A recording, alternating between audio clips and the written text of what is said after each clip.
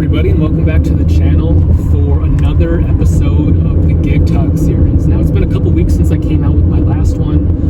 I was really laser focused in on my Metallica drum challenge, where basically as a complete beginner drummer, I took on a full beginning to end Metallica song in 7 days. Tons of practice, tons of hours, tons of editing. I put a lot of energy into it, so I'll link it up above if you haven't checked that out already. But I did want to start up and talk about a subject that I find that's really controversial. And again, this one goes back to kind of the live gigging, live performance type video. I know my last couple were based around, just guitar stuff in general for anybody. And even if you don't play live right now, you can get something out of this, because in the future, let's say you do, you can remember some of these tips and tricks, I guess you can call them.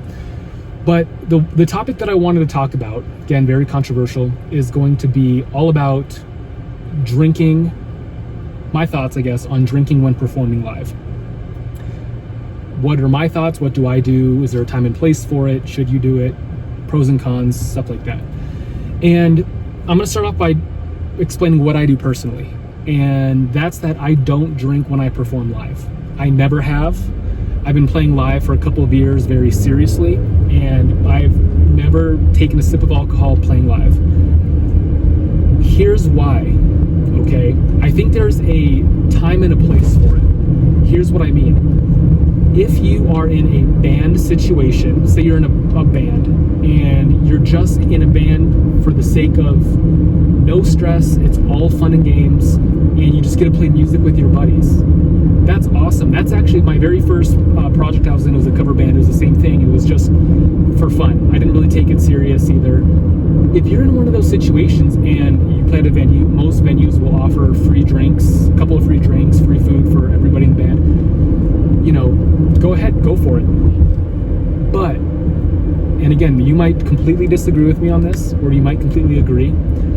If you are a working musician and this is your livelihood, I would recommend not drinking. There's a time and a place.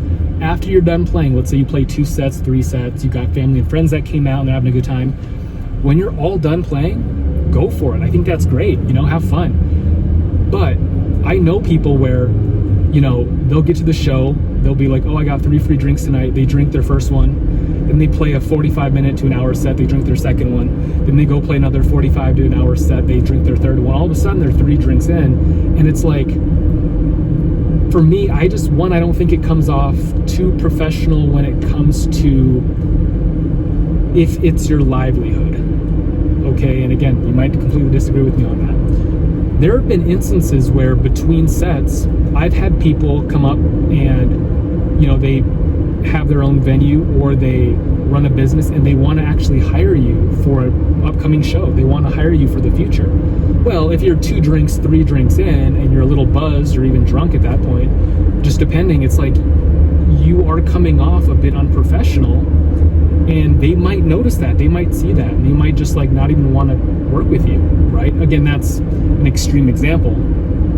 Another instance, and this is again based off of what I do, I perform solo acoustic, so I guess some circumstances are a bit different, but when I pull up to a show, everything's on me. If I have a piece of equipment that goes bad or malfunctions or something is going on, for me personally, I want to be really sharp. I don't want to be slightly buzzed just because of the relaxation benefits or whatever. I want to be tip-top shape. I want to be sharp because I want to put on the best show possible and really come off as professional. One thing that I explain to people because not everybody is a working musician. Some people play in a band for the fun of it. What I always tell people is, they see you performing at a bar or a venue where there's a bar and drinks and people are having fun. But for me, my mindset now, as I've been obviously going through this for a couple years now, performing live, is this is my workplace, right? So again, if you have your job, say it's an office job, you go in every day, you're not gonna go in and drink. You're not, right? So because you want to come off as professional, that's just not the right thing to do. There's a time and a place. After work, do it, right? For me, when I perform live, that's my workplace. And sure, it's a fun workplace, don't get me wrong, I love playing live. I love the venues that I play at.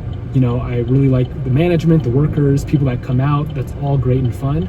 But for me, it's still a job, because every dollar that I make teaching private lessons, performing live, is what pays my bills. And if I risk that by, again, over time, drinking more and more, making it a habit, coming off as unprofessional, not being sharp and in tip-top shape, I'm really just risking stuff. I'm really risking it, right? So again, people might completely disagree with me on that, but in my circumstances as a solo acoustic performer who makes a living performing live and teaching private music lessons, like I said, I can't afford that personally. So you have to decide for yourself your circumstances. Again, if you're just playing in a band once a month with some buddies, or every couple of months, go for it. I think that's great. You know, if you're not worried about it and that's not your primary income and you're just not worried about it, go for it. But it's just something to think about. Those are my thoughts and opinions. That's what I do. Again, I don't drink at all. If I were to drink one drink during the show, I don't think it would be a big deal at all. It's just a habit that I created, a bit of a mindset that I created as well, because like I said, when I perform live, even if it's at a restaurant with a bar in it, it's like, that's my workplace. So again, just kind of think of it for yourself. Take in all of this. Like I said, you can disagree with me. That's totally fine. I guess that's why I like this Gig Talk series, is because I can kind of talk about controversial things. I can talk about my opinion on music related things, guitar related things. But like I said, this video was pretty quick. Just wanted to talk about it. You know, I always thought that my younger self would have had,